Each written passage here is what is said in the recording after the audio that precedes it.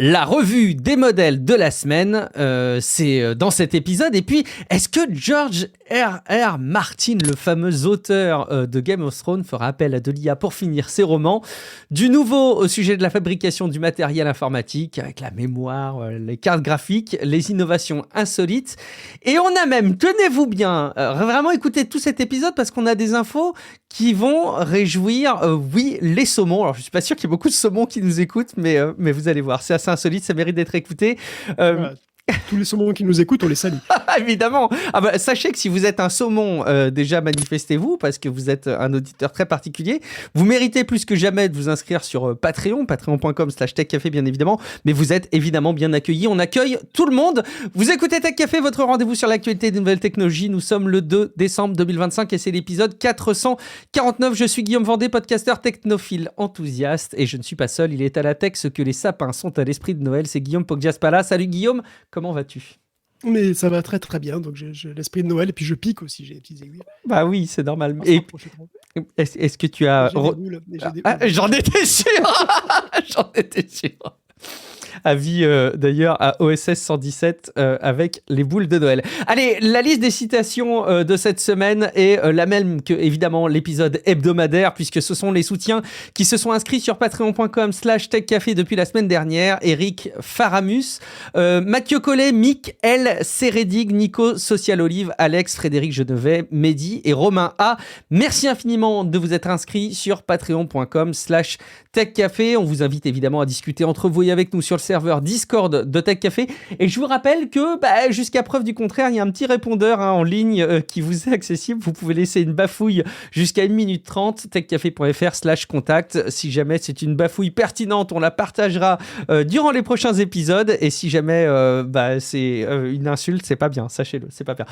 Et puis, non, je vais voir si ce répondeur a encore sa raison d'être. Tu sais que j'ai connu d'autres podcasts dans lesquels ça marchait très bien, mais peut-être que voilà, l'époque est passée, ou peut-être que les auditeurs et les auditrices de Tech Café sont pas fans. J'en sais rien. Écoute, c'est pas grave. Sans autre forme de procès, c'est la rubrique hebdomadaire traditionnelle où on vous partage une sélection de nouveaux modèles d'IA. On commence par un générateur de monde, un générateur de personnes qui parlent, mais personnes qui parlent au pluriel, c'est ça qui est bien, mais aussi de questions existentielles.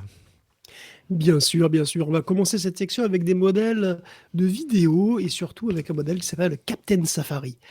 Rien que ça, comment tu voulais que je passe à côté, quoi? C'est une équipe américano-chinoise qui a le goût de l'aventure, manifestement, qui a lancé un modèle de monde, tu sais, les World Models, là, comme on en a parlé aussi la semaine dernière, qui s'appelle pour de bon Captain Safari, qui est appelé comme ça parce qu'il il spécialise dans les vidéos d'environnement extérieur où on peut se balader librement à plus grande échelle, quoi. C'est l'appel des grands espaces, tu vois. Tu vois, une piste poussiéreuse dans une savane sèche, un survol à dos de faucon au-dessus d'Étretat, une course en speeder dans une forêt de sapins. C'est possible, et puis cette saison, avec Captain Safari, qui a un modèle dédié. En fait, il a une mémoire dédiée à la mémoire des lieux et des poses de caméra en 3D, et même en 6D en réalité, puisqu'en fait, il se repose sur un dataset qui s'appelle Open Safari, et qui contient une multitude de vidéos de drones. Captain Safari, finalement, c'est un simulateur, c'est un générateur de vidéos de drones FPV. En réalité, c'est vraiment ça, c'est vraiment l'impression que ça donne. Donc, vous n'avez pas l'argent pour avoir un drone, vous n'avez pas d'argent pour aller dans des beaux endroits, pour utiliser un drone, vous n'avez aucun des deux. Et maintenant, vous allez pouvoir quand même décoller virtuellement comme ça avec Captain Safari. Alors, on continue avec AnyTalker qui permet de faire dire n'importe quoi à n'importe qui, mais à plusieurs. Et c'est tout, et alors, tout est plus fun en groupe. Enfin bon, bref. Donc AnyTalker prend une image d'un couple au bord d'une piscine, voilà, d'un couple de chanteurs ou de trois potes en camping dans le Larzac en janvier. Mais qui fait ça? Et en fait, voilà, vous donnez ça au modèle, et puis vous donnez aussi évidemment une piste audio, et puis il va synchroniser les animations, les lèvres et tout. Enfin, tout comme il faut toutes les personnes qui vont parler exactement comme dans la piste audio. Et figurez-vous que ça marche aussi avec les chiens. Ah oui. Les chiens qui parlent ou qui aboient? C'est ça que je veux savoir. Eh ben non, c'est 3 chiens Shiba qui discutent en chinois. C'est parmi les démos, il y a 3 chiens qui parlent. Et alors, du coup, si ça fonctionne avec les chiens, on espère que ça fonctionne avec les chats, parce que du coup, ça pourrait avoir un succès colossal. Indispensable, bien sûr. C'est fabuleux, quoi. Donc voilà, on en est là, vous créez des persos et des décors avec Flux 2, des scènes clés avec Nano Banana, pour voilà, vous éditez vos trucs avec Nano Banana pour créer un script, finalement, une sorte de storyboard comme ça. Le script, vous l'écrivez avec ChatGPT directement. Des dialogues, vous les faites avec Eleven Labs, vous avez le son directement, puis vous pouvez animer tout ça avec Amy Talker. Et puis vous aurez une série 100% synthétique, un soap opéra 100% synthétique et 100% chiant aussi, très probablement, donc 99% des cas. Mais bon.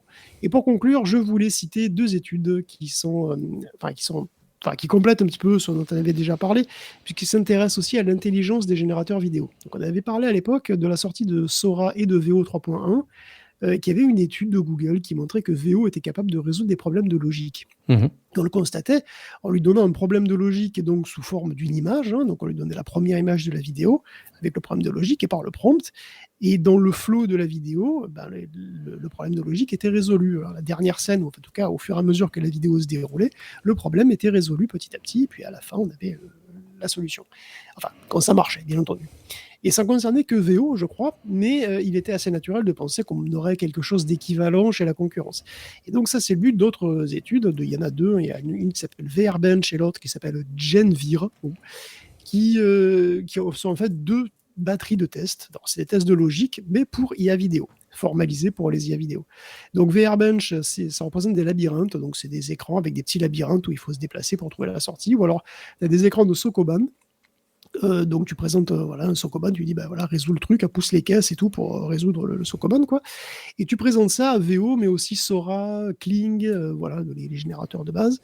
Et puis il doit générer la vidéo finalement du personnage qui pousse correctement les caisses, Sokoban, ou qui sort du labyrinthe. Sur VRBench, VO Fast et Pro donc sont capables de résoudre 47% des tests. Sora 2 est capable d'en résoudre 75%, et Seedance de ByteDance aussi. C'est pas mal. Alors, les Chinois de Hailuo, 68%, et Kling a absolument que dalle. Ah. Ce qui est assez étonnant, parce qu'en fait, il fait pas de si mauvaises vidéos au demeurant, mais il a pas l'air très très bon en logique, quoi. Okay. Chez les open source, One 2.2 s'en sort très bien, avec 58% de taux de réussite.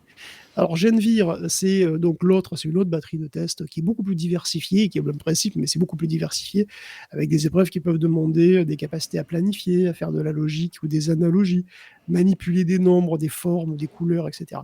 Les résultats sont un peu différents, mais Sora 2 reste de loin le meilleur, avec une moyenne de 56% de réussite. Hailuo vient ensuite avec presque 50%, VO est pas loin du tout derrière. Seedance est un peu en retrait avec 30%, et Kling reste dernier, mais de manière un petit peu moins honteuse, puisqu'il a 20% de réponse juste. C'est mieux, plus honorable. Donc on peut... alors qu'est-ce qu'on peut tirer comme conclusion ? Que les générateurs vidéo ne font pas que recracher du pixel, en fait. Ils ont effectivement développé des modèles approximatifs de comment ça marche. Des modèles de comment les choses doivent bouger, des lois physiques, de comment logiquement les choses doivent se faire. Alors c'est pas à 100%, c'est pas super robuste non plus, ça dépend beaucoup des modèles évidemment, mais clairement c'est pas du hasard, quoi. C'est hyper intéressant de voir ces capacités émergentes, ou en tout cas d'arriver à mesurer un petit peu leur capacité à comprendre et pas simplement à recracher des séries d'images. Bravo en tout cas pour ces études. De toute façon, le moins qu'on puisse dire, c'est que les IA, et vous en rendez compte évidemment si vous écoutez Tech Café régulièrement, progressent très vite, mais leur utilisation aussi évidemment, et notamment dans le monde audiovisuel et dans les jeux vidéo. En fait, il y a globalement, j'ai l'impression, 3 groupes. Il y a les convaincus qui l'utilisent aveuglément, il y a les anti qui veulent pas en entendre parler, et puis il y a ceux qui se résignent, c'est ça Guillaume ? On parle beaucoup de génération vidéo ici, et puis c'est vrai qu'on fait un peu comme si c'était un truc quasi normalisé, évidemment, nous on y est habitués, mais en fait, pas du tout, ça continue à être très polarisant. Dès 2024, il y a un scénariste qui s'appelle, qui s'appelle Peiji Atseturo, qui avait généré une fausse bande-annonce pour un film de Princesse Mononoke. Princesse Mononoke en live action, quoi. C'était devenu viral, il y avait eu des millions et des millions de vues, mais il s'était aussi pris des torrents de haine et même des menaces de mort. Alors aujourd'hui, les réactions continuent d'être très très variées. Les acteurs, de leur côté, évidemment, on s'en doute un petit peu, sont assez unanimement peu amateurs d'IA. D'ailleurs, c'est pas le coup de com' de l'agence qui a engagé Tilly Norwood, l'actrice synthétique, qui va arranger les choses. Mais les réalisateurs, ceux qui sont derrière la caméra, comme on dit, ils sont pas forcément insensibles à ces nouveaux outils, que par ailleurs plein de gens utilisent sans le crier sur les toits. Alors il y en a certains qui s'en vantent, comme Kevin Cardoza, qui a fait un court-métrage de 26 minutes quand même, avec principalement du contenu génératif, et il pense que l'IA peut donner un moyen de s'exprimer à ceux qui n'en avaient pas les moyens jusque-là, même s'il ne s'agit pas non plus de plus jamais avoir recours à des acteurs. D'ailleurs, alors que George Lucas est plutôt favorable à l'IA, James Cameron, assez étonnamment, s'est montré très hostile pour un mec dont les derniers films sortent à 99% de l'ordinateur quand même, hein. C'est vrai. Il a dit dans une interview qu'utiliser l'IA en générant tout avec des prompts, c'était horrifiant. Il justifie sa position en disant que lui, il n'a que des acteurs. Voilà. Tous les Navy sont aussi 3D qu'ils soient, ils utilisent de la performance capture. Donc lui, il maltraite des acteurs qui doivent jouer avec des points blancs sur la gueule sur un set vide et tout bleu. C'est vrai, mais au moins il les fait jouer, tu vois. Bon. De toute façon, la question n'est pas si les outils IA au sens large doivent être utilisés dans les films, mais quand, hein, c'est ce que dit Cavan. C'est aussi plus ou moins ce que dit Tim Sweeney, hein, qui selon lui, lui il dit que, que Steam oblige à dire si un jeu utilise de l'IA ou pas. Il faut le label. l'IA Ouais. générative. Moi, ce sur quoi je trouve, je suis assez à l'aise quand même qu'on arrive à labeller comme ça explicitement les choses. C'est vrai, mais l'avis de Tim Sweeney, c'est que ça n'a pas de sens en fait, parce que bientôt tous les jeux, petits et grands, utiliseront des outils IA d'un type ou un autre à divers degrés, que ce soit pour les graphismes, le son, les effets spéciaux, les cutscenes, le script, la modélisation, la traduction, ou même comme une mécanique de gameplay, hein, comme Where Winds Meet, hein, comme on en a déjà parlé plusieurs fois déjà, décidément ce jeu. Faudrait que je l'essaye. Déjà, 7% des jeux qu'on fasse utiliser l'IA générative en juillet dernier sur Steam, alors qu'ils étaient que 1,1% l'année précédente. Donc ça monte très vite en fait, hein. Et je vois pas très bien. Perso, je vois pas très bien comment ça pourrait ne pas continuer, quoi. Alors, en détail, semaine après semaine, hein, l'apparition ou le perfectionnement d'outils qui sont toujours plus fous, quoi, hein, et je vois pas comment une majorité de studios, petits ou grands, hein, vraiment, n'adopteraient pas ces trucs-là, ces facilités, quoi. Alors ça prendra par contre probablement du temps, en fait, hein. Ça prendra peut-être plus de temps que ce qu'imaginent et ce que voudraient les patrons des grandes boîtes, ça c'est possible. Mais de toute façon, il y aura une transition, peut-être même que cette transition sera générationnelle. Tout simplement, c'est-à-dire que les nouvelles générations d'artistes seront beaucoup plus à l'aise avec ça, peut-être. C'est même assez probable, hein, parce que comme on le disait dans l'hebdo, les jeunes font moins de cas que nous de ce qui est génératif. Et dans 5 ou 10 ans, peut-être que tout ce débat sera complètement obsolète, comme moi d'ailleurs, dans 10 ans, je serai complètement obsolète. Mais en attendant, quand même, il faut mentionner aussi que, aussi impressionnant que ça soit, les systèmes font toujours des erreurs, et parfois des erreurs critiques, quoi. Donc il faut quand même faire attention. Tu voulais expliciter le type de coquille que tu nous as sélectionné dans Register ? Oui, on peut. Alors pour le coup, c'est pas des trucs qui concernent les vidéos ou la génération artistique, hein. C'est un internaute qui se fait appeler Tassos et qui a utilisé... Le pauvre. Déjà. Et qui a utilisé Anti-Gravity pour faire un logiciel qui trie des photos, ce genre de truc, et utilisé Gemini 3 Pro. Et ce truc est, pourtant réputé super puissant, hein, Gemini 3 Pro quand même. Il a, par erreur, effacé l'intégralité de son disque dur. La boulette. Il en a fait une vidéo YouTube pour le prouver, entre guillemets. Bon, et on trouve aussi d'autres cas de mésaventures sur Reddit. Pas forcément aussi catastrophiques, mais Anti-Gravity et Gemini 3 Pro, voilà, tout nouveau, tout beau qu'ils soient, voilà, ils sont puissants, c'est vrai, ça reste des outils qui peuvent être pratiques, mais bon, dont la fiabilité, quand même, est loin d'être en béton, hein. Une donnée ou une info plutôt, va vous donner le tournis et donne le pouls de notre utilisation de l'IA. Entre novembre 2022 et novembre 2024, le nombre d'articles générés par IA publiés sur le web a dépassé celui des articles écrits par des humains. Guillaume, c'est la sélection que tu nous fais cette semaine. J'aurais pu penser que ça aurait été le cas en 2025, mais en fait, c'était le cas déjà l'an dernier. C'est absolument dingue. Oui, c'est d'après l'agence marketing digital Graphite qui dit ça. Effectivement, plus de 50% des nouveaux textes sur Internet sont générés par IA. Alors, ça ne veut pas dire que ces articles sont lus ou que ce sont des articles de qualité. Oui, bien sûr. Alors, comment ils savent ça ? En fait, ils prennent un morceau de Command Crawl, qui est un dataset bien connu, qui est mis à jour continuellement, qui, comme son nom l'indique, consiste à crawler, donc à récupérer automatiquement plein de sites web. Et donc, dessus, il passe un détecteur de texte IA. Alors, c'est celui de Surfers, pour être précis. Et si plus de 50% du texte est IA, selon lui, hein, donc ils vont le classer synthétique. Alors, c'est comme ça qu'ils obtiennent ce chiffre énorme, donc, hein, grosso modo, la moitié du texte publié sur le web est synthétique. Mais bon, tout n'est pas perdu, parce que déjà, étonnamment, ça n'augmente quasi pas. D'une année sur l'autre, ça a tendance à se stabiliser. On est à peu près sur un plateau. Et puis, une majorité en fait, de ces textes n'apparaît pas dans Google ou ChatGPT. En fait, hein, quand vous cherchez, vous ne voyez pas ces trucs-là. C'est des trucs qui sont très peu lus en réalité, parce que ils peuvent faire partie de sites obscurs. Voilà, de sites qu'on ne connaît pas, quoi, tout simplement, de sites obscurs ou de sites qui sont des véhicules pour de la publicité ou des liens affiliés, des sites synthétiques de propagande aussi. Et puis, disons que c'est aussi beaucoup du texte, disons, utilitaire, quoi, hein, des comparatifs, des résultats sportifs, des pubs, des tutos, des guides de voyage basiques, des textes à faible valeur ajoutée en réalité. Et en fait, il n'y a pas vraiment d'apocalypse. C'est ça qu'il faut Ouf, bien voir. C'est pas vraiment une apocalypse. Il faut quand même je se suis rassuré. méfier d'être trop alarmiste aussi. La réalité, elle est souvent ni idyllique ni apocalyptique, quoi, hein. Ce contenu n'est pas là pour informer, il est souvent là pour tenter de persuader. Donc c'est quand même pas tout le contenu. Et voilà, il y a encore énormément de place pour le vrai texte bio, hein, sur le web, très très largement. Évidemment, ça reste une problématique, hein. D'ailleurs, il y avait des gens qui gagnaient un peu d'argent en faisant des guides de voyage ou à Mhm. rédiger des messages publicitaires. Mhm. Mais bon, disons que le texte, disons qu'il y a un message ou qu'il est vraiment porteur d'informations, il n'est pas mort, hein, loin de là.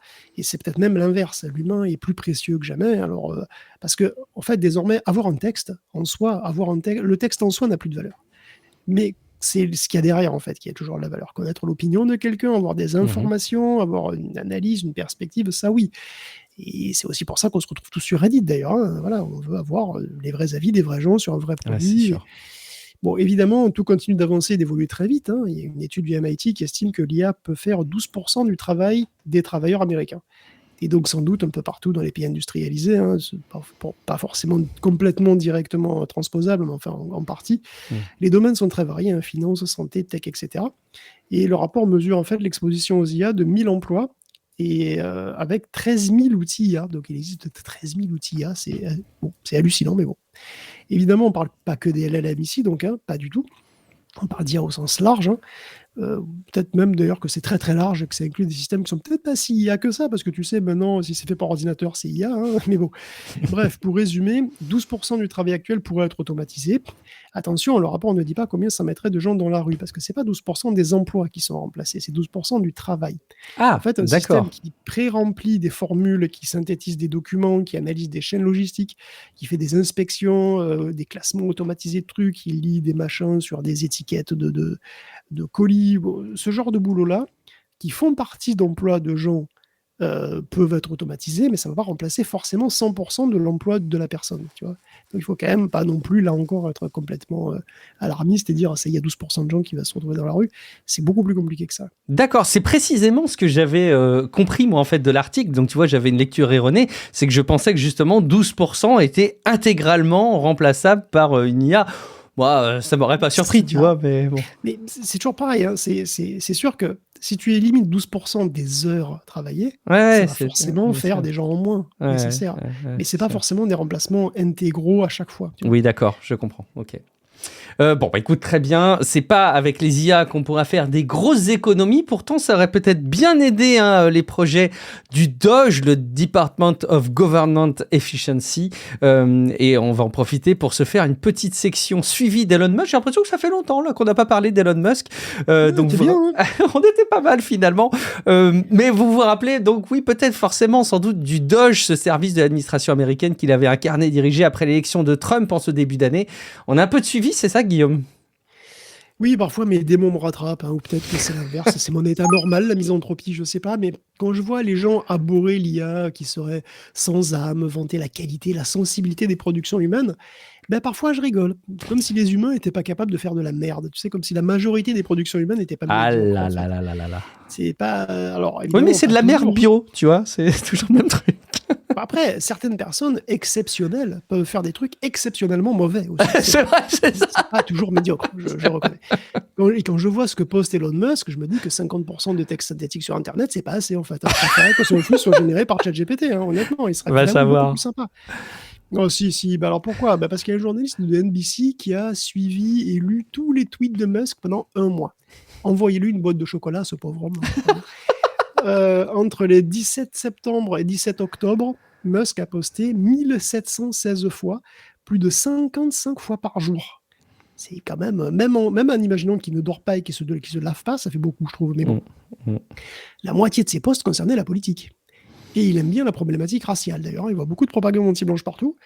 Donc, à part ses 844 posts sur la politique, Elon poste sur XAI 366 fois, sur les crimes violents 209 fois, sur Tesla 196 fois, sur l'immigration 133, sur Charlie Kirk et sur lui presque autant, une centaine de fois, sur les trans une centaine de fois aussi quand même, et sur SpaceX 95 fois. Donc ça veut dire que Musk poste plus souvent sur les transsexuels que sur SpaceX. Il poste plus sur les crimes violents que sur Tesla. Alors pour être juste, il poste aussi plus sur l'immigration que sur lui-même. Mais bon, au total, on peut dire que le compte d'Elon Musk, il est quand même assez triste, hein. On pourrait même peut-être se poser des questions sur sa santé, parce que c'est bon. Enfin bon, triste comme son passage au gouvernement, hein, qui n'aura semé que le chaos, qui aura été enterré rapidement, même prématurément, hein, et ça par son prétendu bord politique. Parce que le Doge est officiellement dissous, il a été dissous fin novembre, avec 8 mois d'avance quand même, il aurait pu, voilà, donc, mais bon, apparemment il n'y avait plus lieu quoi, de garder le Doge, donc il est fermé même avant ce qui était prévu. Alors, la calamité qu'a été le Doge peut se mesurer aussi à la vitesse à laquelle les agences ont dû réembaucher les gens qu'elles ont virés pour ne pas que tout parte complètement en couille. Et c'est arrivé plus de 26 000 fois. Des gens ont été virés, puis on s'est rendu compte que, ben voilà, tiens, ces docteurs, ces ingénieurs, ces comptables, en fait, ils faisaient des trucs. Ben là, ça marche plus, là. Ah bon, ben voilà. Alors parfois, attention, parfois ils s'en sont rendus compte, et parfois c'est les tribunaux qui les ont obligés parce que c'était des licenciements illégaux. Mais bon, tout ça est encore en cours et extrêmement bordélique. Mais en fait, ils n'ont pas toujours pu réembaucher tout le monde, et le gouvernement s'est débarrassé de beaucoup de talents qu'ils ont beaucoup de mal à retrouver, hein. Et beaucoup de monde ne veut plus juste travailler pour eux. Durant les 6 premiers mois du Doge et de l'administration de Trump en général, il y a 154 000 employés fédéraux qui sont partis, dont 70 000 en retraite. Et c'est plusieurs dizaines de milliers plus que les années précédentes. Si le Doge est formellement dégagé, hein, c'est fini, son esprit demeure. Hein. Parce que, voilà, au bureau de gestion du budget, ils vont continuer à essayer de faire des économies et de virer des gens, probablement de manière moins spectaculaire, hein, ce qui pourrait quand même avoir des conséquences elles-mêmes spectaculaires. Parce que, bon, évidemment, hein, il y a toujours des gens qui doivent contrôler le trafic aérien, la sûreté nucléaire, la qualité de l'air et de l'eau, la réponse aux situations d'urgence. Bon, donc écoute, on verra ce que ça donne. Et puis gérer aussi toutes ces autres personnes que tu viens de citer. Donc c'est vrai que ça peut faire vite du monde finalement. On revient sur la série qui s'est peut-être terminée le plus mal après Lost peut-être. Hein, je sais pas, la fin de la série Game of Thrones c'était en tout cas assez naze. Est-ce qu'elle aurait été meilleure si une IA l'avait écrite compte tenu de ce que tu viens de nous dire Guillaume ? C'est pas impossible. En tout cas, je suis désolé de vous l'annoncer aussi brutalement, mais vous n'aurez jamais la fin du Trône de Fer. Moi, j'y crois encore. C'est mort. George R.R. Martin l'a annoncé. Aucune IA n'écrira jamais la fin du Trône de Fer. Donc, on l'aura jamais, puisque lui, il a déjà 77 ans et qu'il est Keblo depuis quoi 15 ans sur l'avant-dernier tome de sa série, dont il a déjà écrit 1200 pages, mais qui refuse toujours de publier parce que, normalement, il en faudra 1500. Il fait du boudin. C'est n'importe quoi. Et surtout, George est un troll, c'est officiel à ce niveau-là, c'est un troll vicieux, parce que ça fait 15 ans qu'on attend la vraie, entre guillemets, fin de l'histoire. Il nous a sorti des tas de trucs, entre-temps, il a sorti une préquelle, et il y aurait entre 5 et 6 shows actuellement en développement, la plupart sont des préquelles ou des spin-offs, mais il y aura aussi une suite au Trône de Fer qui n'a pas de fin officiel. C'est donc, n'importe quoi. What the fuck? Et en 2024, il aurait confié qu'un film 30 de fer serait aussi en cours de tournage. Un film qui parle de quoi? J'ai aucune idée. Moi, je dis, Georges, arrête, lâche l'affaire. Donne tes romans à Gemini Pro. Paye ton abonnement Google pour avoir d'énormes fenêtres de contexte. Tu lui fais bouffer tous tes romans. Demande à l'IA de finir. Parce que voilà, il n'y a que comme ça qu'on a une chance d'avoir les 2 derniers tomes. Hein, c'est tout. C'est pas possible. J'en étais sûr. C'est pas lui qui a participé aussi à l'écriture. Je dis des bêtises, peut-être, à l'écriture de l'histoire d'Elden Ring, non? Un truc comme ça? Pas, non oui, bien sûr. Histoire imbitable. L'histoire d'Elden Ring. Alors, tu sais comment ça s'est passé? Je vais t'expliquer comment ça s'est passé. Vas-y.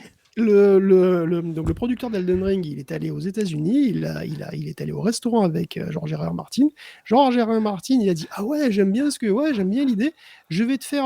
je vais te noter un truc. » Il a pris une serviette sur la table, il a noté 4 lignes, il lui a filé, puis il s'est cassé, il ne se sent plus jamais revu. Et puis comme ça, il a son nom, et donc ça donne du cachet à l'histoire. Parce que l'histoire d'Elden Ring, elle est... Enfin, bon, pardon, c'est pas bien ce que je fais. Elle est imbitable, enfin, Bon, bref. Bon, elle est floue, elle est onirique. Elle est onirique, c'est une belle manière de le qualifier, effectivement.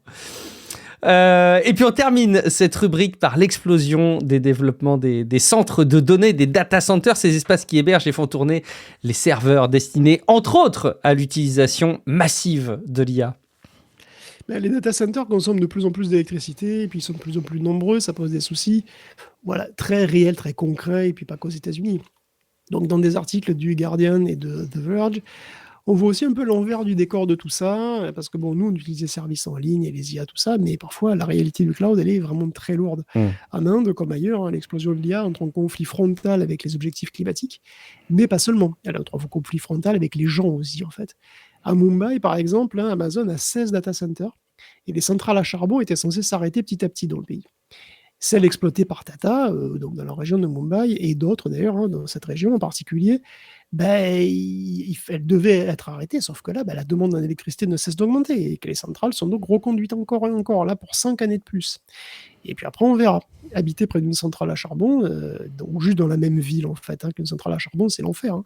Il y a des suies, il y a des particules fines, il y a des vapeurs toxiques, il y a des métaux lourds. La croissance économique, doublée du changement climatique, en plus, rend la climatisation toujours plus nécessaire, hein, dans cette région de l'Inde. Tout ça donne un magnifique cercle vicieux, quoi. Mais aux États-Unis aussi, des questions se posent, hein. Et en particulier dans ce qui devient clairement la nouvelle Silicon Valley. Parce que sachez-le, hein, la Silicon Valley de Californie, c'est fini. Enfin, pas vraiment, évidemment, il y a toujours énormément d'activités tech là-bas, mais disons que la zone est déjà saturée, quoi. Elle est trop chère, elle est trop encombrée, et la Californie ne voit plus de nouveaux projets, en particulier d'usines de création de semi-conducteurs. Ils vont préférentiellement en Arizona désormais. L'Arizona et la zone de Phoenix, en particulier, c'est devenu un peu la nouvelle Silicon Valley. Et c'est une région qui a déjà une histoire avec le silicium, hein, puisque Mhm. Motorola était déjà installé là dans les années 40, et Intel est venu en Arizona dès 1979.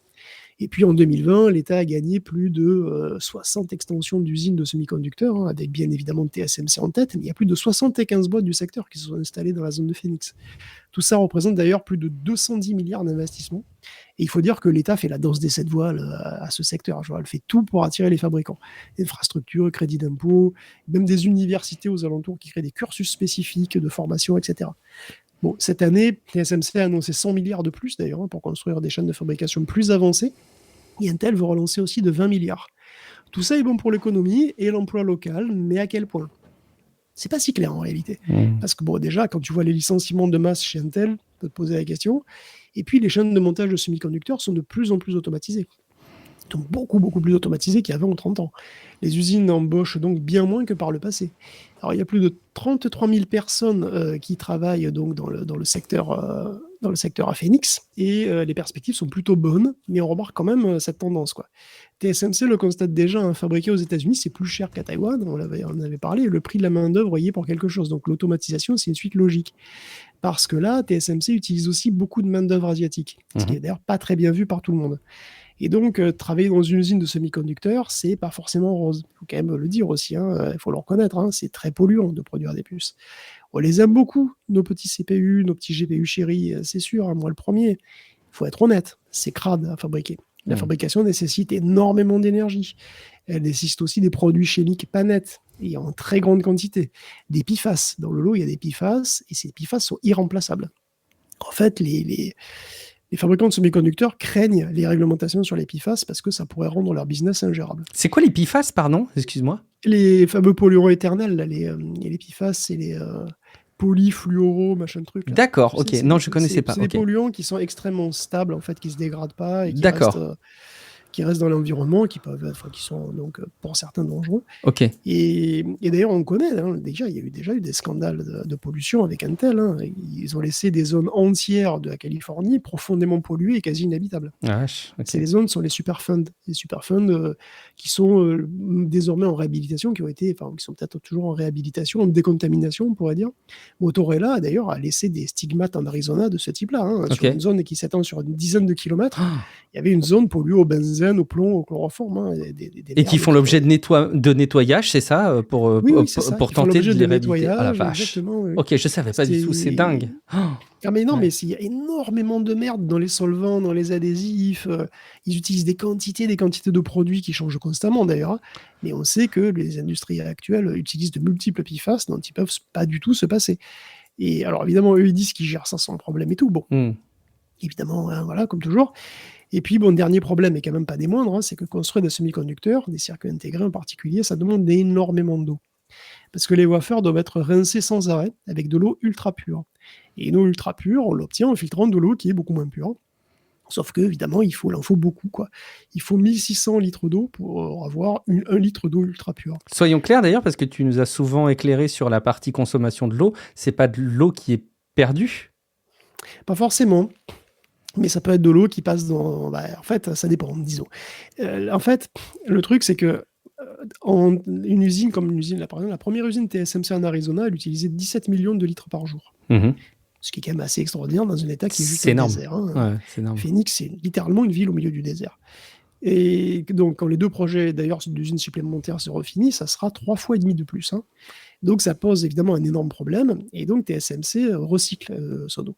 Actuellement, il recycle 65% de l'eau. Donc, D'accord. pour répondre à ta question, Ah, TSMC 65%. actuellement, recycle 65% de l'eau.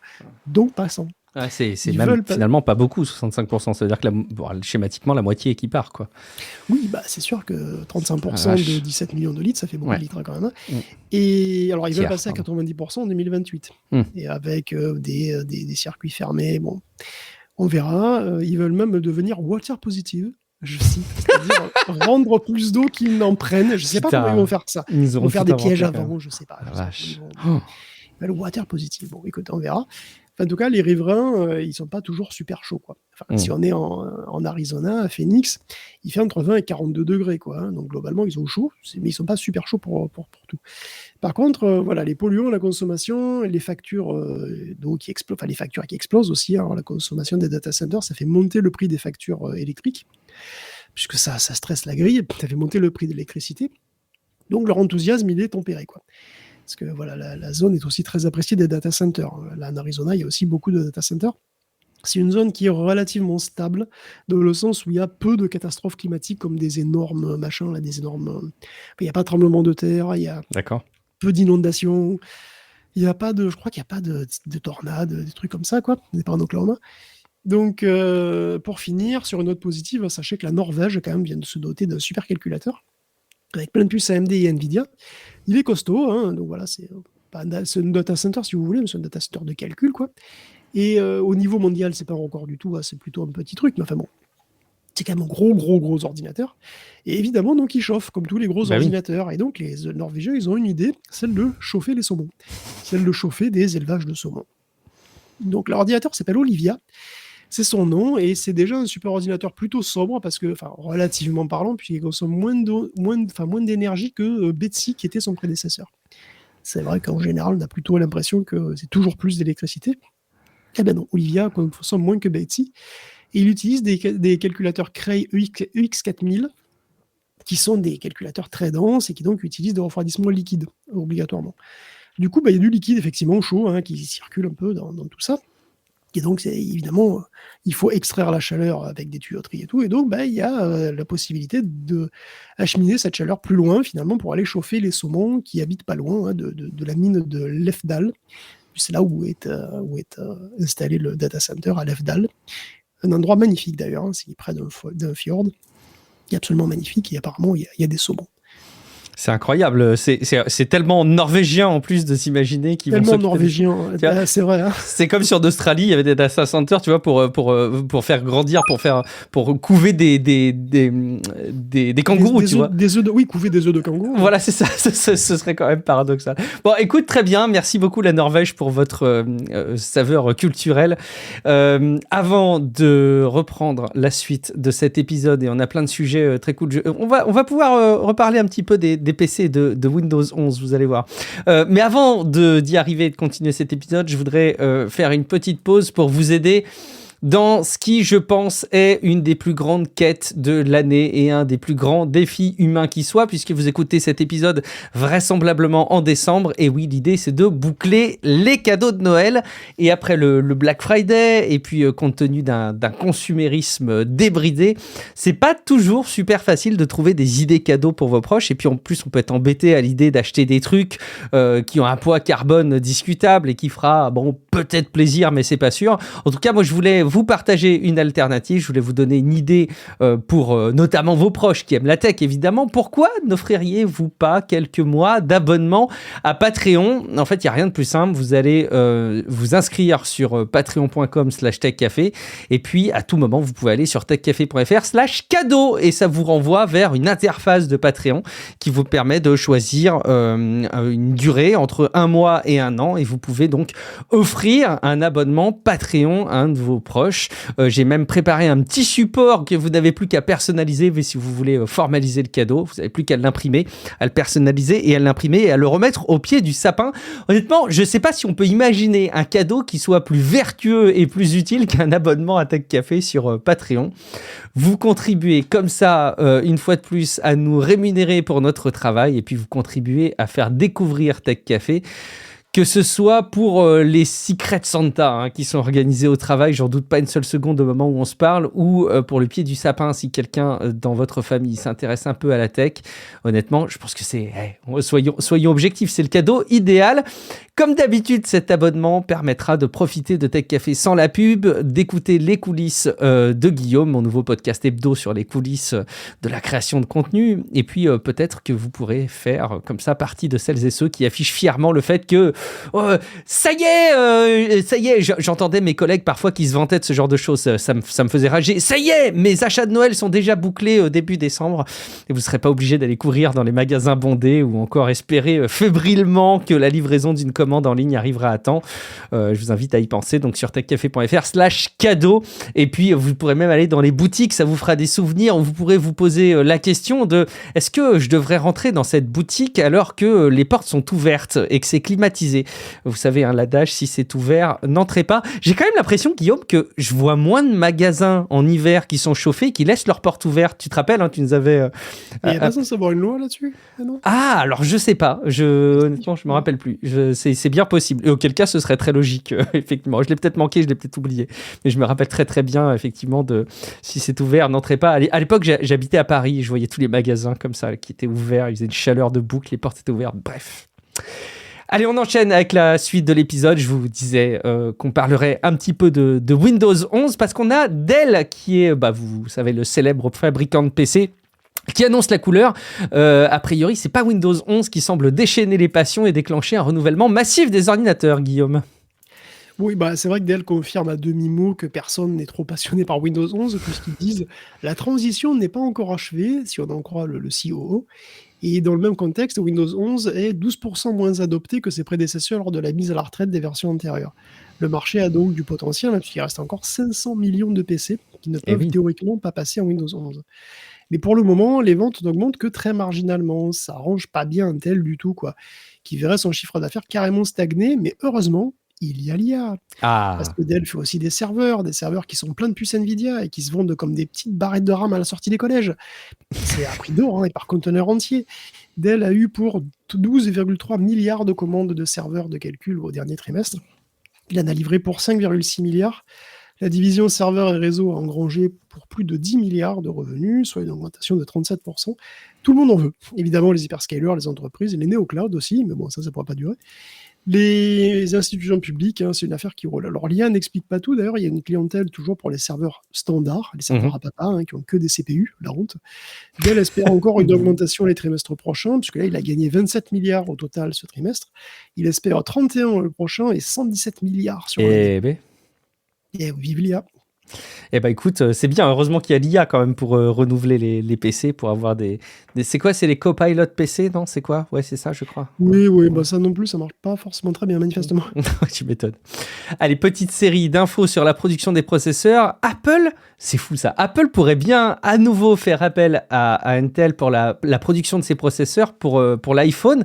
Alors pas, évidemment, c'est pas à la même hauteur que les processeurs Intel qui équipaient les Mac, mais c'est plutôt pour qu'Intel fabrique les Apple Silicon. C'est fou quand même quand on y pense, cette relation contractuelle entre Apple. C'est plutôt pour les Mac en fait, puisque effectivement Intel pourrait fabriquer des processeurs pour Apple comme dans les années 2000. Et oui, c'est vrai. Fou. Mais pas tout à fait quand même. C'est Ming Chi Kuo, notre voyant favori, qui prévoit qu'Apple utilisera le 18AP de chez Intel en 2027. Le AP, le 18AP, c'est une révision du 18A qui sera un peu plus performante. Mais donc, ce ne sera pas le 14A, qui serait le vrai node destiné aux clients extérieurs, mais qui arriverait peut-être un poil trop tard. Ça concernerait les processeurs M, d'entrée de gamme. Donc en fait... M5, M6... M, donc c'est plutôt les Mac, évidemment. C'est pas, donc, a priori, pas encore les iPhones. Rien n'est officiel, attention. Cela dit, c'est possible. Apple veut produire un maximum aux États-Unis. Donc, il emploie déjà les services des usines américaines de TSMC. Il a de gros besoins. Donc, pour le top du top, pour ses téléphones, il continuerait probablement avec les Taïwanais. Mais pour ses Mac entrée de gamme, Intel pourrait être une option B, un plan B, quoi. Une option de. Enfin, une bonne manière aussi pour tester la cam, d'ailleurs, parce que ce serait une production qui serait conséquente. Mais bon, c'est 15 à 20 millions d'unités par an, moins même, peut-être. Si c'est que l'entrée de gamme, on ne sait pas trop. Donc, ce serait une manière de tester, voir si c'est suffisamment intéressant, quoi. Et puis j'imagine qu'Intel fait peut-être des rabais, peut-être, non? Je sais pas. Bon, j'en sais rien. Bah alors ça, ouais, je pourrais pas te dire. En tout cas, l'histoire se répète, oui, mais comme la vraie histoire, en fait, elle se répète jamais tout à fait pareil. Oui. Apple se fournissait chez Intel jusqu'en 2020, mais c'était des puces en architecture Intel, hein. Et Mhm. évidemment, là, Intel va fabriquer des puces Apple en architecture Apple, complètement différentes, donc. Donc, ce sera, voilà, c'est des puces. Donc, Intel fabriquera des puces pour Apple, donc c'est des puces Apple fabriquées par Intel, mais pas des puces Intel. Donc, c'est Oui. subtil, mais voilà. Ah non, non, mais c'est clairement. Et donc, enfin, par ailleurs, Intel est aussi d'ailleurs au centre d'un scandale avec TSMC, puisqu'il a embauché un ex-cadre haut placé de son concurrent, qui, selon ce même concurrent, serait parti avec plein de secrets industriels qu'il aurait partagés avec Intel. C'est Wei Jianluo qui a intégré TSMC en 2004, hein, c'est vieux, et qui en est devenu vice-président 10 ans plus tard, et en 2024, il était même devenu conseiller du CEO. Donc, c'est pas n'importe quel grouillot quand même, hein, Effectivement. Jianluo. Jianluo, pas Jennifer Lopez, hein. Ouais. Attention. On Donc se Jenlo, doute. en tout cas, Jenlo est parti en retraite en juillet, bah, comme quoi, elle ne les fait pas, officiellement pour faire de l'enseignement, de la recherche, enfin, des trucs académiques. Ouais. Mais étonnamment, il a décidé de passer chez Intel finalement, sa retraite. Donc TSMC, il n'est pas content, et donc il attaque Jenlo sur l'hypothèse qu'il partage des infos confidentielles avec son concurrent, malgré les NDA évidemment qu'il a signés. Intel, il dit non, non, pas du tout, il était juste vraiment très très sympathique, on aime beaucoup Jenlo, on adore ce qu'elle fait. Donc, on écoute tout le temps. Bref, pour conclure, mentionnant que Rapidus aussi va très Ça donc. vite. Oui, je sais, je me suis pas Ah, fou. c'est- Ils envisagent de passer du 2 au 1,4 nanomètre en 2027. Donc Rapidus veut officiellement aller donc plus vite que TSMC, qui prévoit plutôt son process analogue pour 2028. C'est ambitieux. TSMC, quand même, a prévu d'investir 49 milliards dans 4 usines pour ce process-là. Donc, c'est assez conséquent. Et donc, pour faire pareil, voire mieux, les Japonais vont devoir essentiellement avoir un budget illimité. Alors, ils vont peut-être pas faire 4 usines d'entrée de jeu, mais ils vont avoir quand même besoin de toute la puissance financière du consortium qu'il y a derrière, hein, et des bonnes grâces du gouvernement par-dessus. Alors, pour l'instant, ça passe, hein. Il y a des trillions de yens qui pleuvent sur Rapidus dès qu'il va installer sa future usine à Hokkaido. Pour l'instant, Rapidus a commencé la pré-production de son 2 nanomètres, donc c'est en bonne voie. C'est-à-dire que le dénomètre est en test, quoi. En gros, il marche, mais on n'a aucune information sur les rendements, et puis évidemment, il n'y a aucune puce qui est encore sortie des chaînes de production. Mais il faut quand même espérer que ça se passe bien, hein, parce que pour les Japonais, évidemment, mais pour nous, évidemment aussi, parce que plus on a d'options, mieux c'est. Bah oui. Être dépendant de TSMC, c'est quand même chiant, quoi, hein. Donc si on Mm. a TSMC et Intel et Samsung et Rapidus, bah, c'est beaucoup mieux, hein, évidemment. Plus on est de fous, hein, plus. Vous voyez. Rapidus, quand même, le nom est pas ouf, hein. Mais bon, on est prêt à prendre des puces si elles sont bien quand même. Rapidus. On continue avec quoi? Un marché noir de puces, c'est ça, Guillaume? Et oui, le cyberpunk nous a rattrapé. Bon, je le dis tout le temps, mais c'est vrai. Mm. Enfin, je veux dire, quand tu vois des news sur le trafic de GPU, comment tu veux ne pas y penser, quoi. C'est exactement ça. Tu avais 4 gonzes, 2 Américains, 2 Chinois, qui ont été chopés à acheter des puces Nvidia en Floride et à les expédier en Thaïlande ou en Malaisie, hein, pour les réexpédier ensuite vers la Chine. Donc c'est de la contrebande de puces, hein, littéralement, qui a pas trop mal marché au début, à petite échelle quand même, hein. C'est un peu de l'artisanat. Il y avait 400 GPU A100 qui ont été expédiés entre fin 2024 et début 2025. Malheureusement pour eux, peut-être ils ont voulu être trop gourmands, ils ont été, ou alors pas assez discrets, ils ont pas pu passer à la génération suivante, hein, puisqu'ils se sont fait choper en train d'essayer de passer 10 serveurs HPE avec des H100 et 50 H200. Ça commence à se Cette voir. affaire est rigolote et elle est parfaitement anecdotique, hein, puisque dans la masse de contrebande qui se passe vers la Chine, ça, c'est probablement rien Ouais. du tout, parce qu'ils ne sont pas les seuls, hein, les 4 pingouins, là, hein. Selon le Financial Times, entre mai et juillet, il y a près d'1 milliard de dollars en puces Nvidia qui auraient atterri en Chine. 1 milliard. En fait, tombé du camion, tombé des bateaux, Ça en fait des malgré camions et des bateaux. l'interdiction d'exportation, bien sûr, hein. Donc, voilà. Donc 4 fantastiques, ils ne sont pas les seuls à trafiquer du Nvidia. Mais à l'avenir, d'ailleurs, peut-être qu'il y aura plus de diversité que Nvidia. Parce qu'Nvidia, c'est bien, mais Google aussi fait des accélérateurs pour le deep learning depuis longtemps, hein, ce sont les TPU. Et ils sont bien connus, hein, et puis ils en sont à leur génération 7. Et jusqu'à maintenant, ils étaient utilisés exclusivement en interne. Mais nouveauté, il se pourrait bien que les V7 puissent faire leur chemin dans des serveurs autres que ceux de Google. Par exemple, Meta pourrait adopter les TPU et utiliser aussi les TPU de Google. Peut-être. En tout cas, on a des rumeurs, hein, persistantes. Le prix et la faible disponibilité des Blackwell doit en énerver quelques-uns, c'est évident, et Foxconn vient d'annoncer avoir reçu des commandes pour des serveurs équipés en TPU Google, donc des commandes de qui, on ne sait pas exactement pour l'instant. Alors les TPU, c'est assez attrayant quand même, hein. Même si c'est pas exactement la même chose que des GPU, ce sont des ASIC. Donc c'est des fonctions fixes, il n'y a pas de shader programmable vraiment. C'est des fonctions fixes qui font un seul truc, hein, donc c'est plus proche des NPU en un sens. Donc ce ne sont pas vraiment des concurrents aux GPU qui sont beaucoup plus polyvalentes, hein. Les TPU, ils sont prévus pour faire du calcul matriciel en faible précision et en masse. Ils font aussi du calcul vectoriel et puis des matrices creuses, tout ça. Un TPU V7, c'est quand même un joli bébé, hein. C'est un double chiplet. Sinon, c'est pas assez gros. C'est vraiment, en fait, c'est une double puce, quoi, qui totalise 192 gigaoctets de HBM3 et qui atteint 4600 teraflops en 8 bits, quand même, hein. C'est prévu pour fonctionner en rack, hein, ces trucs-là, et donc tu les mets en réseau, tu mets les cartes en réseau elles-mêmes. Tu peux aller jusqu'à un réseau de 9216 puces. Donc, bon, ça fait un truc assez costaud. Google a une solution qui est très mature, hein, qui est aussi très spécifique, mais qu'ils utilisent depuis longtemps, hein. Les prédécesseurs de la V7, c'est quand même eux qui ont entraîné Gemini 3, donc manifestement, ça marche plutôt bien. Donc, si les TPU ne sont pas aussi polyvalents que les GPU donc, de NVIDIA et donc les remplaceront pas totalement, sur l'IA, qui est quand même le marché qui compte en ce moment, bah, ils sont compétitifs. On va continuer avec peut-être les pénuries de RAM, hein, parce que votre RAM, la mémoire coûte déjà beaucoup plus cher, et puis c'est pas prêt de se calmer. Enfin, on va voir. Ben, Samsung vient d'annoncer... Non, je dis non. En fait, a priori, non. Samsung vient d'annoncer, donc, première, on commence par une bonne nouvelle pour atténuer le choc. Mais... pour douche froide, ok. Samsung vient d'annoncer la production en masse de puces de DDR7 tu vois 3 gigaoctets. C'est génial. 24 gigabits. Ouais. Alors, les plus attentifs me diront que ces puces existent déjà, puisqu'on les a vues dans les GeForce 5090. Mais il y a quelques mois déjà, mais en fait, c'était une production à petite échelle. Et donc là, on peut s'attendre à arriver la DDR7 en plus grande quantité, dans plus de produits, dans les mois qui viennent. Vous allez me dire, super, hein, vu qu'on a la DDR7, hein, vu que la DDR5, il n'y en a plus. Voilà. C'est cool. Malheureusement, bon, ça ne va pas du tout changer la donne, évidemment, pour le grand public tout de suite. La DDR7, vous verrez ça dans très très haut de gamme. Et en réalité, le problème pour nous autres péons risque de durer longtemps. Parce que SK Hynix et Samsung, qui contrôlent les 3/4 du marché quoi, de la mémoire, globalement, ont annoncé que leur stratégie concernant donc ce boom de la RAM là, serait focalisée sur la rentabilité à long terme. Traduction, ils produiront pas plus. Les prix vont monter, et puis c'est tout. Et ça devrait rester très haut au-delà de 2028. C'est logique, évidemment. Les fabricants n'ont pas vraiment intérêt à produire plus. Parce que pour produire plus, il faut plus de fric, il faut investir plus d'argent, il faut même construire des usines supplémentaires. Donc c'est investir même énormément. Et ça pourquoi ? C'est pour faire baisser les prix, en fait.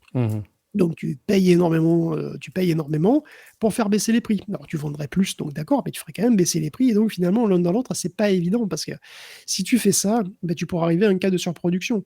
Imaginons demain, la bulle de l'IA pète, la demande baisse. Les fabricants se retrouvent avec des tonnes de RAM qui sont obligés de brader. Et là, ça va coûter très cher. Très cher pour, s'ils font la moindre erreur, en fait, pour brader leur truc. Et ils le feront pas, étonnamment. Donc les prix resteront hauts. Bon, voilà, la messe est dite. On va faire un petit détour par l'espace avec un nouveau service d'image par satellite, mais aussi, alors vraiment à chaque fois ça m'épate, des nouveaux capteurs quantiques, c'est ça ? Oui, alors 2 mots sur les capteurs spatiaux. Hein, voilà, je sais, c'est assez vague, mais bon, il y a ces deux exemples assez marrants. On commence par un truc assez simple, mais vraiment impressionnant, je trouve, c'est Black Sky. Black Sky, ça pourrait être le titre d'une série Netflix. Hein. Ou d'un film de James Bond. Ou de film, je crois que c'est même un comics d'ailleurs, mais bon, pas avant. Bon. En tout cas, c'est le nom d'un satellite d'observation, là, en l'occurrence, qui est un peu flippant, en fait, parce que il a été lancé 24 heures après, il a envoyé des photos du sol précises à 30 cm près. Donc il faut voir les clichés du port de Dubaï.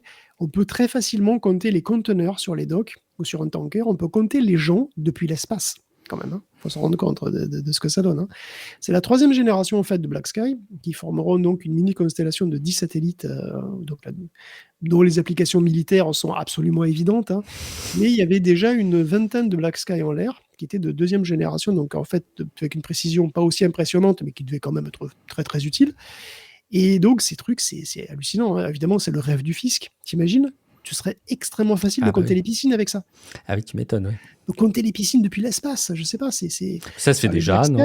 Les Black Sky sont... Non, il les compte avec des Des avec des vols. photos aériennes, je Ouais, pense, mais OK. je sais pas s'ils ont accès à des photos satellites assez, bon, à mon avis, ils utilisent Google Maps de toute façon, mais bon. Oui, c'est possible, c'est vrai. Tu raison. À mon avis, c'est plus simple que ça.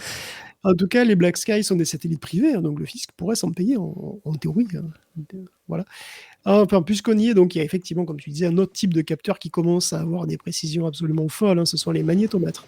Alors les magnétomètres quantiques, en l'occurrence, hein, puisqu'ils exploitent une Incroyable. propriété quantique de fluorescence. Ouais. Donc dans des diamants artificiels dopés, en fait, bah, si tu bon, ces diamants artificiels, ils ont une fluorescence, donc si tu les éclaires, avec une certaine lumière, ils vont réémettre une lumière différente. Mmh. Et cette lumière, la lumière qu'ils réémettent, en fait, elle est modifiée par les perturbations du champ magnétique. D'accord. Et la particularité, c'est que c'est extrêmement précis. Même des fluctuations extrêmement faibles se voient immédiatement dans la lumière. Et donc, ils détectent des changements de champ d'une intensité 1 million de fois inférieure au champ magnétique terrestre. Ils sont devenus tellement compacts, ces capteurs, qu'on peut les embarquer dans des mini-satellites, dans des CubeSats, si tu veux, qui captent les fluctuations infimes du champ magnétique terrestre. Déjà, faire ça, ça permet de cartographier beaucoup mieux le champ magnétique terrestre, donc du coup, d'améliorer le repérage et la navigation, puisqu'on on a évidemment beaucoup besoin, quoi. Donc, et puis, tu peux aussi surveiller les variations de la météo solaire, hein, tu peux capter les variations de champ magnétique, ouais, qui viennent aussi du Soleil. Puis, il est tellement sensible, ce capteur, qu'il peut détecter les variations de salinité dans les océans. Ah oui. Et donc, du coup, tu peux cartographier les courants marins. Et tu peux surveiller aussi les changements, tu peux surveiller l'effondrement des courants marins et notre basculement dans l'apocalypse glacée d'après Gulfstream. C'est ce qui est assez exaltant, tout ça. Tu m'enthousiasmes, effectivement. Pendant qu'on parle d'imagerie, voici venir une nouvelle technologie qui permet de voir et de comprendre le mouvement, Guillaume. Si on veut, en tout cas, vous avez tous une caméra dans votre poche, et en fait, c'est un capteur qui est bien pratique, mais qui est souvent assez inefficace, parce que quoi qu'il arrive, hein, que vous filmez votre chat en train de ravager votre canapé ou un pot de fleurs, ben, c'est un truc qui capte toujours des millions de pixels, et ça, 60 fois par seconde. Alors, si vous filmez un pot de fleurs, en général, bah, c'est peut-être un peu redondant, quoi. Il n'y a pas beaucoup de pixels qui changent, hein, et tous les 60e de seconde. Et finalement, la majeure partie des données est inutile. Ça paraît évident, quand vous filmez un truc, hein, seul ce qui change importe, mais c'est pas comme ça que les caméras fonctionnent. Elles filment toujours tout. Alors parfois c'est mieux, mais souvent ça sert à rien. Imaginez une Mhm. caméra de surveillance, à quel point le flux de données qui produit est redondant. Et accessoirement, c'est pas non plus comme ça que marchent nos yeux d'ailleurs. Il existe désormais des capteurs optiques qui sont des capteurs d'événements et pas des caméras. Alors le principe, il est très simple, hein. S'il se passe rien, bah, en fait, le capteur envoie rien du tout. Et tous les pixels sont indépendants. Et chacun envoie donc un signal, s'il se passe un truc, si lui capte un truc, et complètement indépendant des autres. Donc en fait, chacun envoie un message uniquement quand il se passe un truc, quand il y a un Ok. changement qui est supérieur à un certain seuil, quoi. Et ce message est horodaté. Donc voilà, un message, c'est je suis le pixel 2548 et j'ai vu un changement à 15h36 minutes 26 secondes et 854 millièmes. C'est précis. Ok. Et oui, parce que justement, oui, parce que l'avantage de ces capteurs, c'est qu'ils sont très rapides et très précis. Eh oui. Donc un flux d'événements peut être compressé en un flux de données qui est assez faible en réalité, surtout dans certaines circonstances, hein. Ça permet de réduire énormément les besoins de bande passante et en plus la puissance de calcul nécessaire pour effectuer une surveillance par exemple, hein. Ouais. D'ailleurs, on avait parlé de la prothèse pour aveugles de chez Pixium qui Oui. était intégrée à des lunettes là, Pixium qui a été donc racheté par les Américains de Science Corp. Oui. Elle utilise un concept comme ça, c'est pour réduire la puissance embarquée nécessaire, elle utilise un capteur d'événements et pas une caméra. Très bien. Et par essence, c'est en fait une autre manière de voir la vidéo, une manière temporelle plutôt que spatiale. La vidéo devient une série temporelle en réalité. Et c'est essentiellement différent, c'est vraiment vraiment pas du tout la même chose, c'est un changement de paradigme. Et en fait, ça sert pas forcément aux mêmes choses. Ça permet aussi de complémenter la vidéo, c'est-à-dire que les deux aspects, vidéo standard et capteur d'événements, peuvent se complémenter l'un l'autre, hein, se compléter, pardon. Et en fait, par exemple, quand vous prenez une photo, bah, le temps d'exposition provoque des flous Tout à de fait. bouger parce que parfois il y Mm. a des zones qui bougent trop vite Mhm. entre deux trucs et donc bah, ça bouge trop vite, donc il y a un flou. Ces zones-là, elles peuvent être suivies précisément par un capteur d'événements qui est beaucoup plus rapide que la photo. Et en fait, avec les données du capteur d'événements, tu peux utiliser ça pour déflouter la photo en post-production. Les capteurs d'événements, c'est pas super nouveau, hein. Je suis en train d'en parler comme si c'était une super innovation. En fait, c'est pas super nouveau. Il y a Samsung en fait depuis 2018. D'accord. Mais ça se démocratise de plus en plus. Et donc, il y a plein de startups qui commencent à en faire de plus en plus, et surtout de plus en plus compacts, de moins en moins chers, de fait. Et voilà, c'est vraiment un truc qui pourrait devenir très normal et commun quoi, dans le futur. Et puis surtout, il y a une startup qui en fait, qui a un nom absolument génial, puisqu'elle s'appelle Prophecy. Ah oui, c'est vrai que c'est beau. Prophecy, S-E-E. Oh oui, d'accord, superbe jeu de mots. Ok. Prophecy, oui, alors là, rien que pour ça, il fallait en parler, quoi. Ouais, effectivement, le responsable marketing, ou celui qui a déposé la marque, était vraiment très inspiré. Bravo, bravo, bravo. Google lance un nouveau système d'exploitation. Tiens, encore un autre. Après Android et Chrome OS. En réalité, il semble qu'en fait, c'est plus, j'ai l'impression, la fusion entre Android et Chrome OS, c'est ça. Il me semble qu'on parlait d'un projet Fuchsia il y a quelques années. Je ne sais pas si c'est. Non, mais c'est pas celui-là. C'est pas celui-là. D'accord. Fuchsia, c'est vraiment un truc qui est complètement. Je sais pas c'est même pas s'il est foutu encore d'ailleurs. suivi. Ouais, mais c'était un truc pour les objets connectés. Ça a jamais Ah oui, été c'est un vrai. véritable OS, Oui, ça me revient. Oui, exact. de grande ampleur comme ça. Mais d'ailleurs, je pense qu'effectivement, qu'on l'a pas mentionné dans l'hebdo. C'est aussi pour ça qu'il y a le supplément. Mais c'est officiel, Google va fusionner Chrome OS et Android en un seul système qui s'appellera Aluminium, a priori. Donc on reste dans les métaux, voilà, Aluminium. C'est tout. Bon, oui, c'est vrai que c'est un peu léger l'aluminium, mais cette news est aussi assez légère, hein, mais voilà, apparemment, c'est pas grand-chose dessus pour le moment, sauf que Aluminium sera vraiment une tentative de faire un concurrent à Windows et à macOS. Hein.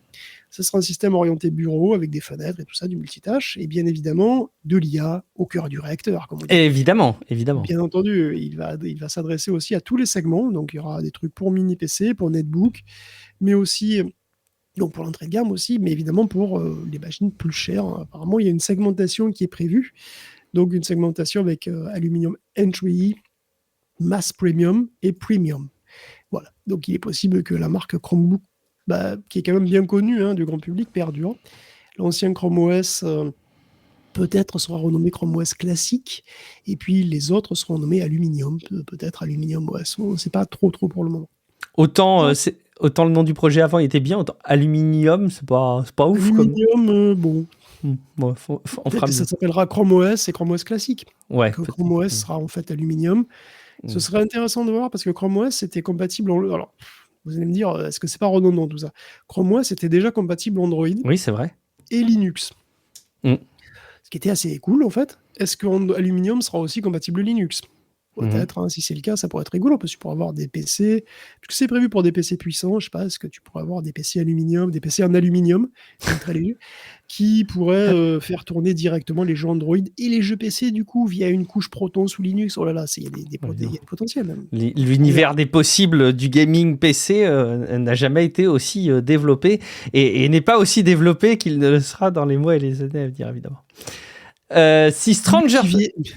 Mieux qu'hier, mais bien moins que demain. C'est ça, moins bien que demain, effectivement. Moins bien que demain, voilà. Ce sera peut-être un titre d'épisode, ça. Allez, si Stranger Things vous rend nostalgique de la fin des années 80, vous serez peut-être intéressé par ce projet dont tu as pris connaissance via le site de Corben, Guillaume, Téléhack. Oui, alors je connaissais pas du tout Téléhack, et c'est assez incroyable. Hein. Téléhack, c'est à la fois un musée vivant et une sorte de jeu. Enfin, une sorte de jeu pour les gens bien particuliers comme moi. Alors, c'est un truc qui veut reproduire Internet, entre guillemets, tel qu'il était dans les années 70-80, à l'époque d'ARPANET et des Usenet. En gros, Internet, mais en mode texte, c'est-à-dire avant le World Wide Web. Parce qu'avant, avant, il existait, avant les pages HTML et tout ça, il existait un web que, je confesse, je ne l'ai pas connu. Alors, j'ai plus très souvent l'occasion de le dire, alors donc je vais savourer un petit peu cet instant. J'étais trop jeune.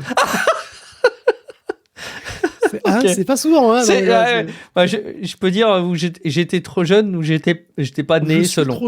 Je suis trop jeune. Non. Je suis trop jeune. T'as moins l'habitude maintenant. J'avoue. Non, mais c'est vrai. J'étais beaucoup trop jeune. Voyons. Oui. Et oui, moi j'ai commencé effectivement sur des ordinateurs Tandy 8 bits, mais en France, la connectivité sur ce genre de machine, la connectivité dans les années 80, avant CompuServe ou AOL, c'était vraiment pas connu, quoi. Et c'est vrai que j'ai jamais utilisé Usenet de ma vie, ni rien, quoi. Mais bon, comment ça se présente en fait, à quoi ça Internet ressemble, avant les pages web?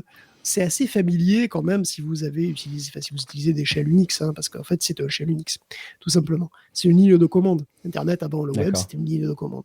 Vous vous connectez directement sur des serveurs, donc en telnet, parce que c'est le truc qu'on utilisait avant SSH, c'est SSH, c'est comme une connexion SSH, donc voilà, en mode texte, mais sans la couche sécurisée, donc c'était ce qu'on utilisait avant, quoi. C'est une connexion shell distante, quoi. Et sur le serveur, vous avez une ligne de commande et tu peux exécuter tu peux appeler divers services, divers commandes, divers logiciels que tu peux exécuter. Donc, tu as des jeux comme Tetris, Zork ou des MUD. Donc, MUD, c'est les donjons multijoueurs, Multi-User Dungeons. Tout ça est en mode texte, bien sûr, Tetris compris, bien entendu. Il y a des programmes variés, il y a des messageries, et puis vous avez même la possibilité de savoir qui est en ligne de commande et de te loguer même ailleurs. C'est-à-dire, tu peux utiliser Dateliac ou tu peux te loguer sur d'autres serveurs aussi. Pourvu que tu connaisses le mot de passe, tu peux te loguer ailleurs. Enfin, virtuellement, mais Teleac simule tout ça. En Telnet, d'ailleurs, vous pouvez vraiment utiliser Telnet avec le serveur qui héberge Teleac, mais il y a aussi évidemment une interface navigateur pour que ce soit un petit peu plus accessible quand même. Vous avez donc accès à un shell et après, amusez-vous. Mais là où c'est fort, c'est que Teleac, donc, c'est aussi une reconstruction du web de l'époque avec 2 millions de messages Usenet authentiques d'époque qui sont consultables exactement pareil avec le logiciel de l'époque, quoi. Parmi les perles, on trouve aussi un truc assez rigolo, il y a Star Wars. Il y a l'intégralité du film de 77 en ASCII. Incroyable. Et oui, vous avez bien entendu, tout le long métrage recréé en mode texte. Moi, je dis ça, c'est à voir au moins une fois dans sa vie. Hein. Ah oui. Même si honnêtement, je ne sais pas si c'est d'époque en fait. Je ne sais pas que c'est date de 85 ou si c'est vraiment plus récent. Mais en tous les cas, c'est vraiment une performance d'ASCII Art qui est intéressante vraiment, qui est rigolote et intéressante à regarder, quoi. Il y a des sites entiers d'ASCII Art, hein, vraiment. D'ailleurs, hein, si vous voulez, il y a des. J'ai mis des liens dans les notes. Il y a asciiart.website, facile. Et voilà, il y a des outils. Vous trouvez un note aussi, un outil qui convertira vos images en ASCII Art. C'est assez rigolo à faire. J'avais déjà fait ce genre de petit exercice et c'est vrai que ça mérite d'y aller. Je ne connaissais pas les sites là que tu as mis, notamment avec les peintures célèbres là, comme ça en ASCII Art. C'est bluffant. Et puis l'autre site, effectivement, tu y mets ta photo, n'importe laquelle hein, d'ailleurs, puis ça rend un rendu en ASCII Art. Alors, il faut que la photo soit assez contrastée, assez reconnaissable, mais... Ça marche quand même. C'est vrai, c'est assez marrant. Évidemment, parfois, ça donne des trucs un peu débouillis, quoi, mais tu peux le faire en couleur ou en noir et blanc. Et donc, tu as une image comme ça, avec ce gros bloc de texte. Mais ça, on reconnaît pas mal, en fait. Souvent, on reconnaît pas mal. C'est très rigolo. C'est très sympa à faire. Allez faire votre exercice et puis vous nous ferez vos copies d'écran que vous posterez peut-être dans le serveur Discord de Tech Café, techcafé.fr/Discord, notamment dans la rubrique réaction, dans laquelle s'enchaînent quelques messages, comme leur nom l'indique, comme le nom de la rubrique l'indique, en réaction au sujet qu'on aborde dans les épisodes de Tech Café. Merci infiniment pour votre écoute. Merci infiniment de vous abonner si ce n'est pas déjà fait et éventuellement aussi d'envisager un soutien sur patreon.com/techcafé. N'hésitez pas à vous inscrire à la newsletter techcafé.fr/newsletter qui reprend l'intégralité des sujets qu'on a abordés durant la semaine. Et puis en attendant, vous pouvez même retrouver Guillaume Poggiaspala. Mais où, Guillaume? Où on te retrouve? Probablement sur Teleac à finir le film Star Wars en ASCII, parce que voilà, et en chercher d'autres. Je ne sais pas s'il y a des équivalents d'autres films qui ont été transcrits comme ça en animation ASCII. J'ai trouvé des sites d'animation ASCII avec des petits clips qui sont vraiment marrants, parfois même assez bluffants. Puis il y en a aussi qui sont faits à la main, pas forcément avec des outils qui sont très rigolos, mais par contre, le film entier comme ça, je ne sais pas s'il y en a d'autres. Ouais, ça donne pas mal à la tête de le regarder. Non, mais pas du tout. Pas du tout. C'est vraiment, c'est cartoon. C'est pas du tout le film traduit. Non, attention. Ouais. C'est pas du tout le film traduit en grosse image ASCII comme ça qui bouge. Non. C'est vraiment des cartoons. C'est-à-dire ils ont refait en ASCII Art les trucs. Dans la cover, on mettra une photo d'écran du truc comme ça. D'accord, ok. Ouais. Et en fait, c'est vraiment c'est très très clair, quoi. C'est vraiment en cartoon. D'accord, c'est schématique, quoi. Ok. Voilà, effectivement, l'image de cover de l'épisode par plus ou moins ils reprennent les dialogues du film, mais il y a aussi des trucs, des libertés un peu qui sont assez rigolotes, quoi. Excellent. Il existe même des créations originales, j'imagine, comme ça, qui ne font pas l'objet d'adaptation. Bon, parfait. Merci infiniment, Guillaume. Pour ma part, vous me retrouvez sur techcafé.fr, sur le serveur Discord, mais aussi en vidéo sur YouTube, sur Twitch, notamment, chaque vendredi matin de 10h à midi pour parler encore un petit peu de tech. On commence à avoir le cercle des habitués qui se retrouvent chaque semaine. C'est toujours un immense plaisir de vous avoir pour réagir au sujet que je peux partager. Vous venez là pour accompagner parfois votre matinée de boulot ou tout simplement pour passer un bon moment. En tout cas, vous êtes toutes et tous bienvenus, y compris si vous êtes un saumon, sachez-le. Vous êtes toujours les bienvenus. Merci beaucoup pour votre fidélité. Rendez-vous dans quelques jours pour un prochain épisode de Tech Café. Ciao à toutes et à tous. Ciao à tous.